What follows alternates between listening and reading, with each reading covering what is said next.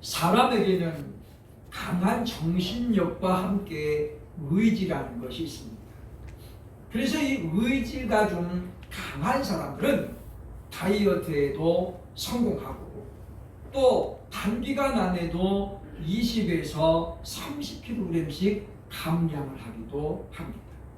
그래서 운동선수들에게는 의지력이 대단히 중요합니다. 특히 권투 선수라든가 이런 사람들은 체급 경기이기 때문에 단 100g으로 인해서 승패가 나눠지기도 한다라고 하는 것이죠. 그러나 사람의 의지가 아무리 강해도 이 의지만 가지고는 할 수 없는 일들이 많이 있습니다. 의사들은 이야기합니다. 본인이 살고자 하는 의지가 강한 사람들일수록 치료하는 속도가 대단히 빠르더라.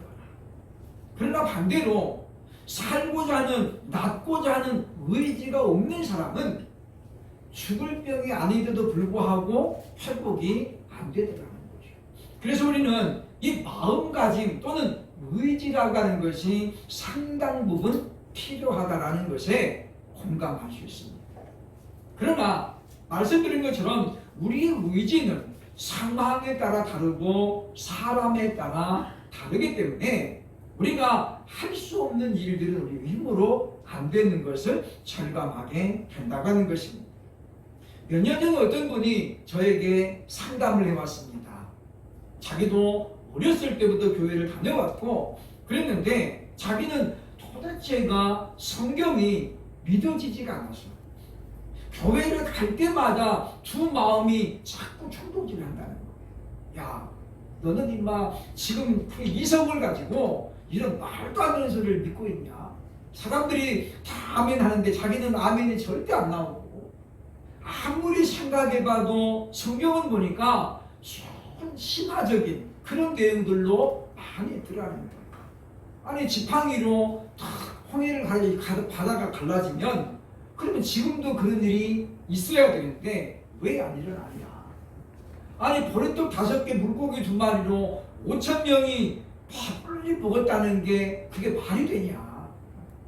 이 성경을 읽을 때마다 말씀을 들을 때마다 자기 이성이 너무 뚜렷해져 가지고 자기는 갈등이 심해서 그래서 신앙생활 하기가 어렵다. 그러면서 묻는 거예요. 솔직하게 남자 대 남자로서 목사님은 성경이 믿어진다는 거예요. 남자 대 남자로서 솔직하게 말해달라는 거죠. 그러니까 이야기하겠습니다.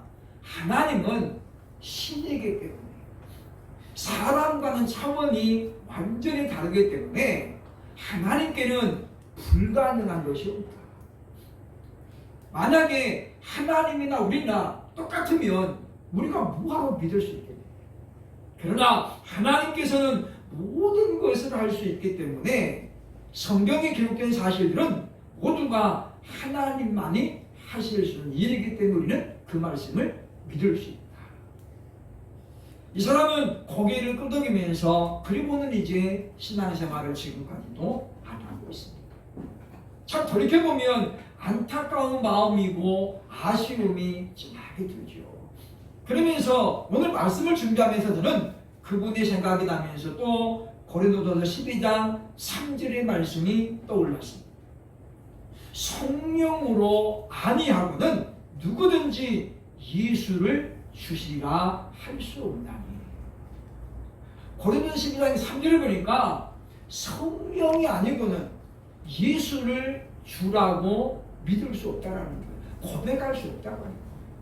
그러므로 우리가 예수를 믿고 안 믿고는 우리 의지 갖고 되는 게 아니고 바로 성령님이 내 안에 믿음을 주셔야 하나님 말씀이 믿어지고 예수께서 곧 하나님의 아들이시요 내 죄를 십자가에서 해결하신 분이 믿어진다고 합니다. 그러므로 사랑하는 여러분이요, 우리는 바로 이 믿음이라는 것을 선물로 받았으니 얼마나 감사하냐는 말이에요. 사람들이 예수 믿는 사람들은 다 머리가 나빠서 말도 안 되는 소리를 아멘하고 그리고 기도하겠습니까? 그것은 결코 아니라는 것입니다. 그러므로 우리는 성령님이 우리에게 하시는 일을 우리가 자세히 연구할 필요가 있겠다라고 하는 거예요.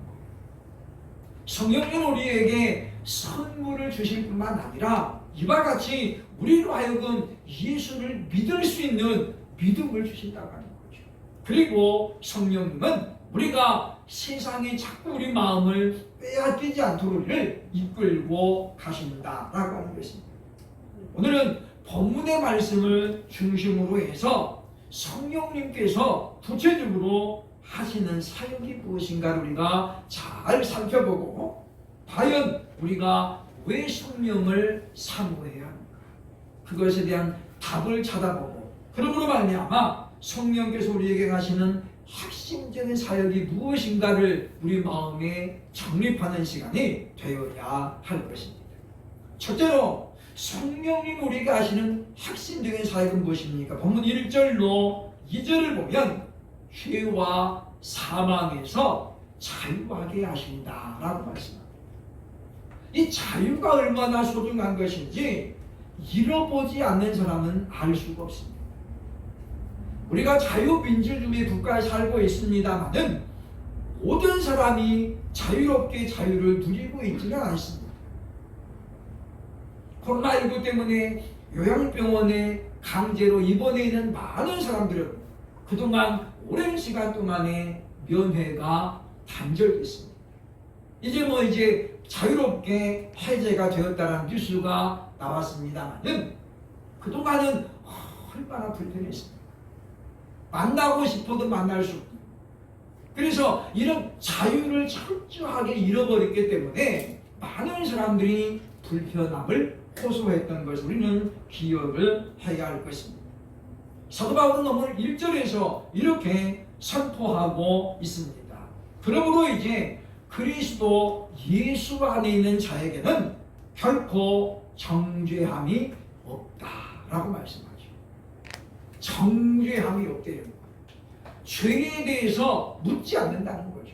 그러면서 왜 이런 일이 발생했느냐, 어떻게 이런 일이 가능하다라는 것을 본문 2절에서 설명합니다. 이는 그리스도 예수 안에 있는 생명의 성령의 법이 죄와 사망의 법에서 너를 해방하였기 때문이다 라고 말씀하죠. 다시 말하면 이 생명의 성령의 법이 죄와 사망의 소리를 해방시켰다는 거예요. 이게 뭐냐면 자유라는 거죠. 예수 그리스도께서 우리의 죄를 다 짊어지시고 십자가에서 죽으셨다가 그러므로 부활하심으로 말미암아 우리 모든 죄가 예수님으로 말미암아 사해졌다는 거죠. 그것을 우리 개인 한 사람 한 사람에게 적용시켜서 믿음으로 아멘하게 하시는 분이 누구냐면 성령님이라.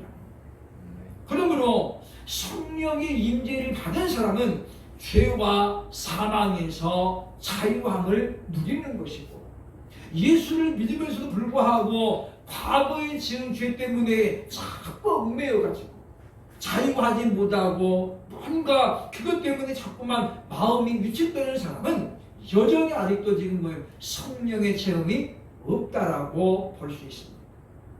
물론 그렇다고 해서 우리가 죄를 마음껏 지어도 된다 그런 말은 결코 아닙니다. 성령이 내 안에 거하시면 우리는 성령의 지배를 받습니다. 성령님이 자꾸 내 안에 마음을 역사하시고 신앙, 양심을 통해서 역사하시고 터치하시거든요. 그래서 뭐 좀 하려고 그러면 야, 네가 누구냐? 우리의 정체성을 일깨워주는 거죠. 많은 믿음의 사람들이 왜 범죄 가운데 빠집니까? 자기 정체성에 대한 감동이 없기 때문에.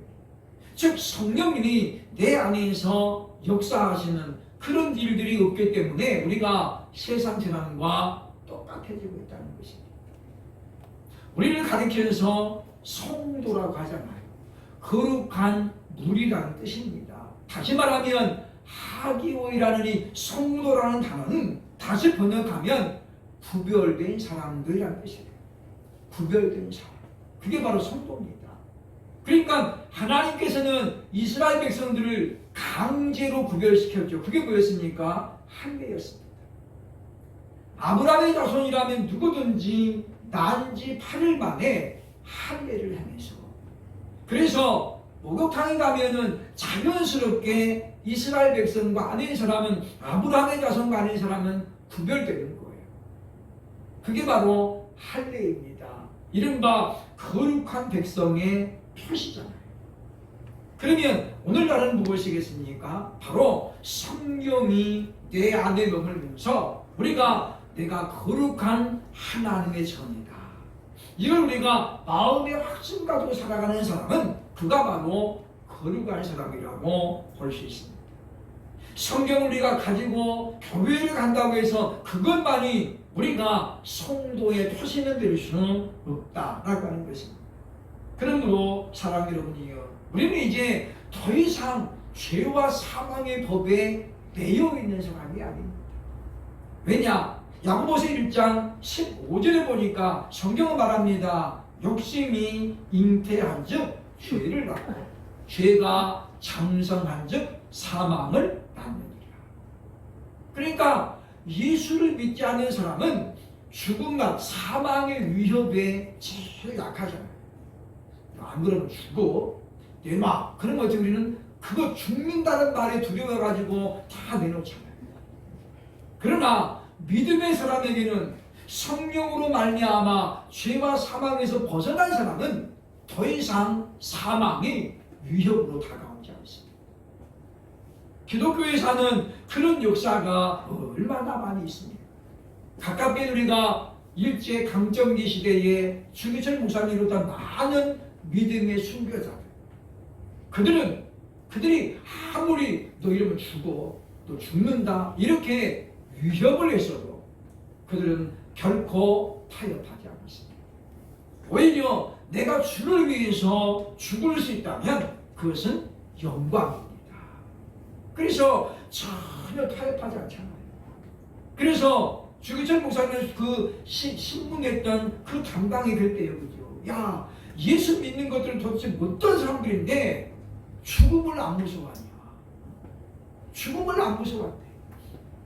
제가 방배동에 있을 우리 홍아무개 권사님이라고 있었는데, 이번 남편이 공무원인데 사람이 참 좋아요, 그죠? 양반이에요. 양반이고 아주 그냥 예의도 바르고. 그런데 목사님하고 나란히 어깨를 살았어요. 201호 202호. 그러니 사모님도 아주 그냥 자주 선생님 교회 좀 나가시죠. 부인도 맨날 그러는데 남편이 교회를 안 나와요. 근데 부인한테 그러더랍니다. 나는 다른 건 다 모르겠는데 교회 다니는 사람들은 죽음을 안 두려워하더라. 그러면 부인한테 그런데 당신도 죽음이 안 무서워? 그런데요. 이분이 속으로 무서워도 나는 안 무서워, 그렇게 말했대요. 왜냐? 왜 믿음의 사람들은 죽음이 안 무서울까요? 그것은 우리에게는 그들에게 없는 소망이 있기 때문이죠. 그래서 세 번째 대지에서 설명을 하겠습니다. 우리는 이와 같이 죄와 사망에서 자유했기 때문에 죄로 말미암은 사망이라고 여기지 않는 거예요. 사망은 죄에 대한 형벌입니다. 그렇다면 우리가 그러면 예수 믿는 사람은 안 죽느냐? 그건 아니라는 거죠. 그런데 우리가 성령으로 말미암아 죄에서 자유하게 되면 우리는 사망을 어떻게 받아들이는 거예요? 죄의 결과로 받아들이는 것이 아니라 이제 내가 이 땅에서 하나님 나라로 이사가는 걸로 받아들이는 거예요. 어떤 시인의 시 중에 소풍이라는 그 시가 있습니다. 인생은 소풍과 같습니다. 아이들이 얼마나 설레입니까? 그러나 소풍은 반드시 끝나는 거예요. 매일 소풍 갈 수 없잖아요, 그죠? 한 번 가면 내년에 또 가는 거예요. 소풍이 끝나면 어디로 가야 돼요? 자기 집으로 돌아가는 것입니다. 그게 바로 죽음이라는 거죠. 죽음은 이사 가는 거 똑같아요, 그죠? 여기서 아무리 정들어서도 이제 새로운 환경, 새로운 집으로 이사 가는 겁니다. 근데 그게 그렇게 막 울고 불고 슬퍼할 일은 아니잖아요. 그죠? 물론 이제 정든 사람들 이별이니까 서글픔은 있지만은, 그러나 우리가 더 우리 막 의식을 잃을 정도로 우는 것은 문제가 아닙니다. 그래서 교회 장례식의 특징은 뭐냐면 통곡의 울음소리가 많이 없다라는 거예요. 그러니까 믿음이 좋은 분일수록 그렇게 막 많이 울지 않습니다. 왜냐? 불효자이기 때문에 그럴까요? 정이 없어서일까요? 그렇지 않습니다. 다시 만나는 소망이 있기 때문이죠. 지금 우리가 잠시 헤어지지만은 내가 이제 또 곧 뒤따라가면 만날 수 있다라는 그런 소망이 있기 때문에 우리는 죄와 사망을 우리가 두려워하지 않는다라는 것입니다. 그러므로 성령으로 말미암아 충만함을 입은 모든 심령이라면 죄와 사망으로부터 자유할 수 있기를 주의 이름으로 축원합니다. 아멘. 둘째로 성령님이 하시는 핵심적인 사역은 무엇입니까? 3절로 9절 보면 하나님을 기쁘시게 한다라고 말씀합니다. 우리는 본질상 하나님을 기쁘시게 하시는 존재가 아니었습니다. 왜냐? 우리는 하나님을 알지도 못했을 뿐 아니라 하나님이 미워하는, 하나님이 싫어하는 일이나 우리가 골라 했잖아요. 그런데 이제는 성령님이 내게 임하시니까 하나님이 기뻐하는 사람으로 성령님 우리를 바꿔가십니다. 로마서 8장에 분명히 말하고 있습니다. 8장 8절에 보면 육신에 있는 자들은 하나님을 기쁘시게 할 수 없다.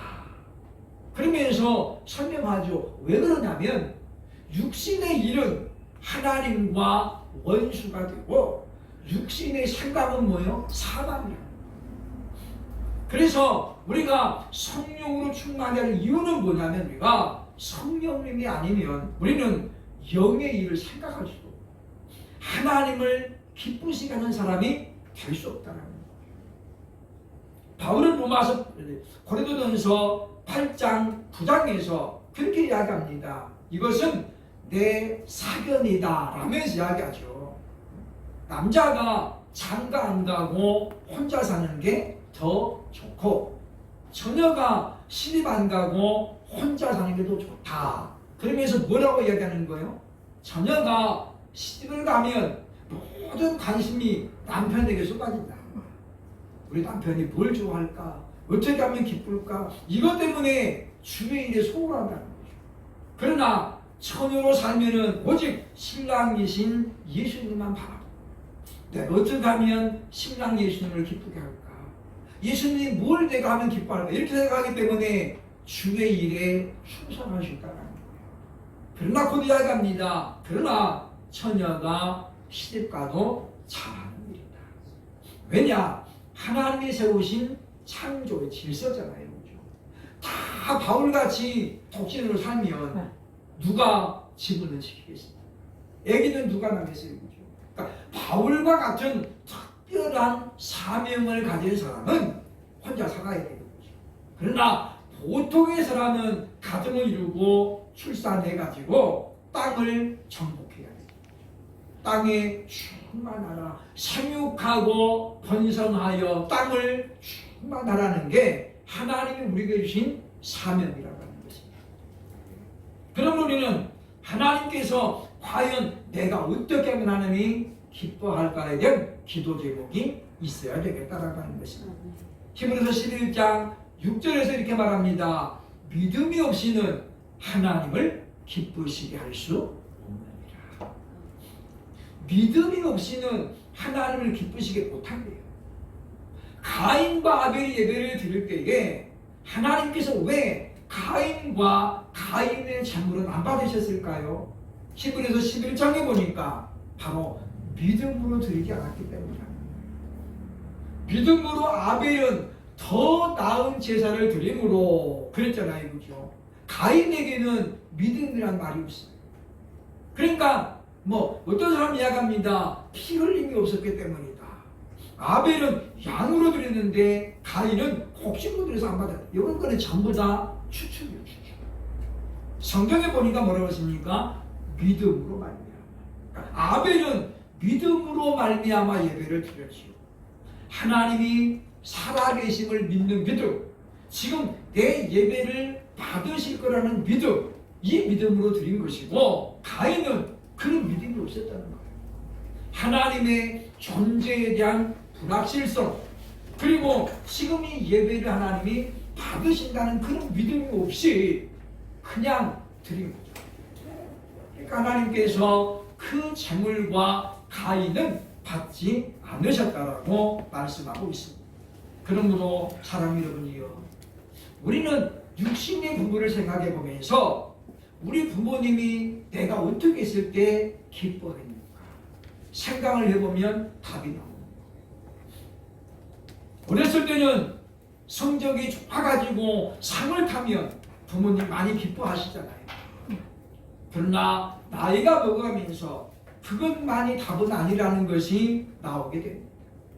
그래서 성경은 뭘 이야기합니까? 우리가 하나님의 말씀에 기쁨으로 순종하는 것이 하나님을 기쁘시게 하는 기본이라고 생각합니다. 그러니까 사무엘이 이스라엘의 초대왕 사울 왕에게 하나님의 뜻을 전했잖아요. 너희는 아말렉을 진멸하라. 아말렉을 진멸하되 심지어 거기 있는 짐승들까지도 다 준비하고 있어요. 근데 사울이 그 중에서 뭐예요? 좋은 것은 다 살려오죠.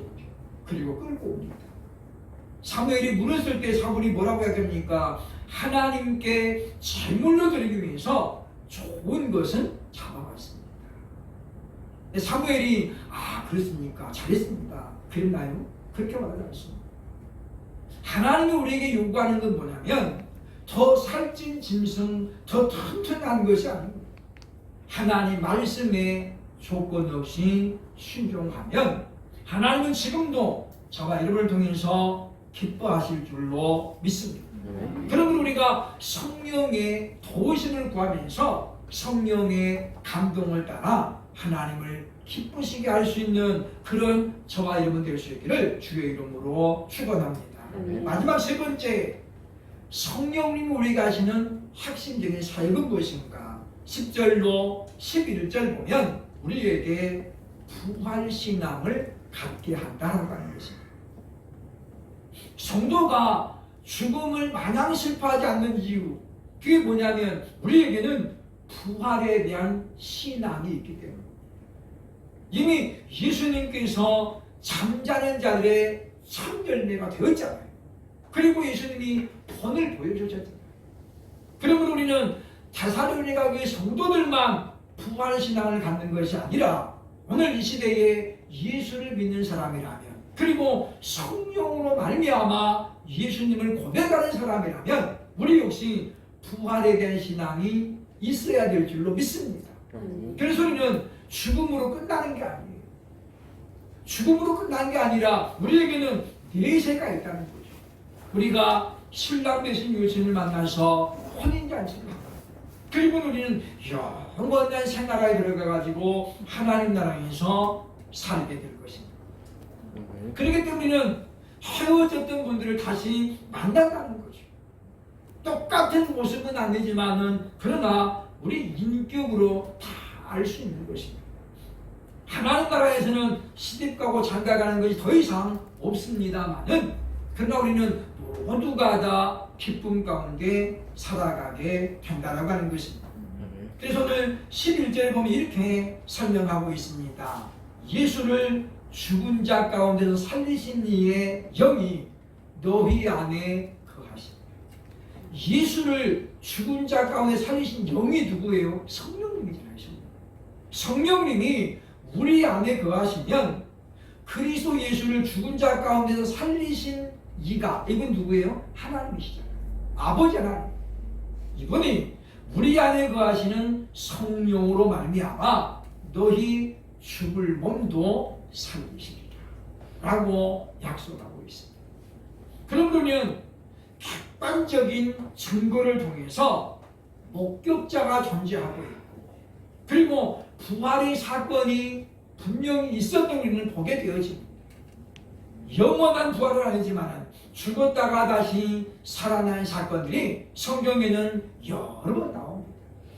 구약에도 나오고 신약에도 나오잖아요. 엘리사가 수냄 여인, 그 과부의 아들을 다시 살리잖아요. 뿐만 아니라 신약에 와서도 예수님은 죽은 지 나흘 된 이미 부패한 냄새가 많이 나고 있는 죽은 나사로를 다시 살리심으로 말미암아 오늘 본문 11절 말씀이 그냥 하시는 말씀이 아니라 분명히 이루어질 말씀으로 하나님이 예고편으로 보여주셨다. 그런 우리는 이제 부활의 신앙을 갖고 살아가는 사람들입니다. 지난 2년 5개월 동안 우리는 참으로 코로나19라는 것 때문에 많은 교회가 문을 닫았습니다.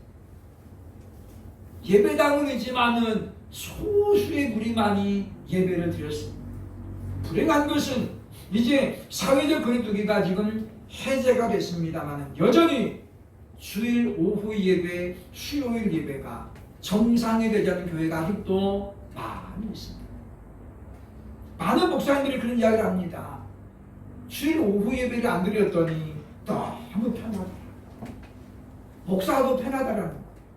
그냥 예배 마치고 가면 되는데 이제 다시 오후 예배를 시작해야 되고 성도들을 다시 일깨워서 오후 예배 해야 됩니다라고 해야 되는데 과연 이 이야기가 얼마나 성도들에게 설득력이 있겠습니까?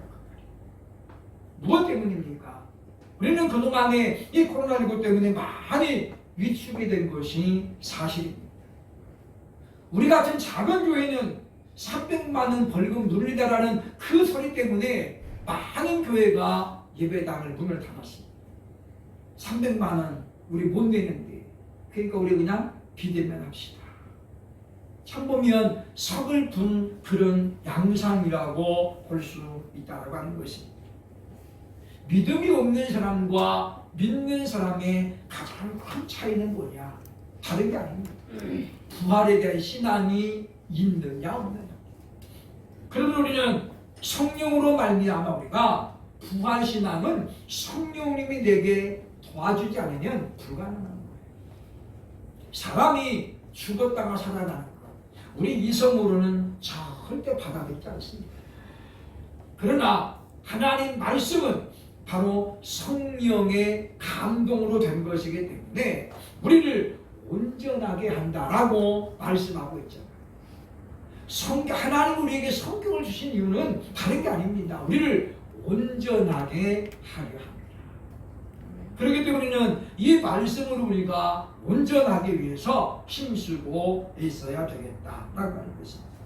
그러므로 우리는 이와 같은 사실을 잘 기억하고 이제 우리가 부활신앙으로 말미암아 다시 오실 예수님을 우리가 기다리면서 가깝게는 주님을 오시면 우리가 하나님 나라에 가는 것이고 멀게는 무엇입니까? 우리 자신이 이 땅의 생명이 끝나면 하나님 나라에 가는 것이고 그러면 우리가 이 땅에 너무 미련을 갖고 애착을 갖고 나도 150년 살아봐야지. 물론 우리가 그것도 우리 마음대로는 안 돼요. 사도 바울이 했잖아요. 나는 하루라도 속히 하나님 나라 가기를 소원합니다. 그러나 뭐요? 그게 자기 마음대로 안 되는 거예요. 안 되는 거잖아요. 그래서 바울은 자기 사명을 다 마친 후에 로마를 가면 그런 말 하잖아요. 이제 내가 달려갈 길을 다 마치고 부르심의 상을 받아본다. 그렇기 때문에 그는 다른 사람이 다 만류해도 로마에 가는 거예요. 뭐하러 가는 거예요? 죽으러 가는 거예요. 죽으러 가는 거잖아요. 그러면서 바울은 그 배를 타고 가면서도 어떻게 해요? 선원들을 다 잡아버리잖아요. 200명이 넘는 그 배에 사람들이 탔는데 그때 보면 풍랑 나가지고 배가 다 부서지니까 군인들이 어떻게 해요? 죄수들 다 죽이자. 저들이 그냥 만약에 쿠데타리가 탈출해 우리 죽이고 떠나가면 우리 어떻게 그냥 싹 죽이자. 그죠? 근데 그때 보면 어떻게 해요? 백부장이 하나님의 영에 감동돼가지고 바울을 살리기 위해서 어떻게 해요? 만류하잖아요. 그리하지 말자. 바울 때문에 사실은 뭐 나머지가 다 살았다고 보십니다. 그들은 모르겠죠, 그죠? 그러나 성경은 분명히 합니다. 바울을 살리기 위해서 그들을 다 살게 한 거예요. 지금도 마찬가지입니다. 하나님은 저와 여러분을 살리기 위해서 독생자 예수님을 보내셨고, 예수께서 엘리 엘리 라마 사박다니 하실 때도 침묵하셨고, 왜냐? 그 방법이 아니면 우리를 구원할 방법이 없었기 때문에, 누군가가 죽지 않으면 피 흘림이 없이는 죄사함이 해결되지 않는 것이 하나님이 세우신 법이었기 때문이죠. 그런 우리는 늘 감사하면서 참으로 하나님 우리에게 이런 믿음 주셔서 감사하고, 이 믿음으로 하나님 나라 바라보고 또 하나님을 기쁘시게 하는 그런 삶을 살게 하심을 감사합니다. 늘 고백하면서 하루하루를 성령으로 충만한 가운데 참으로 주님과 동행하고 하나님을 더욱더 기쁘시게 할 수 있는 저와 여러분 될 수 있기를 주의 이름으로 축원합니다. 아멘.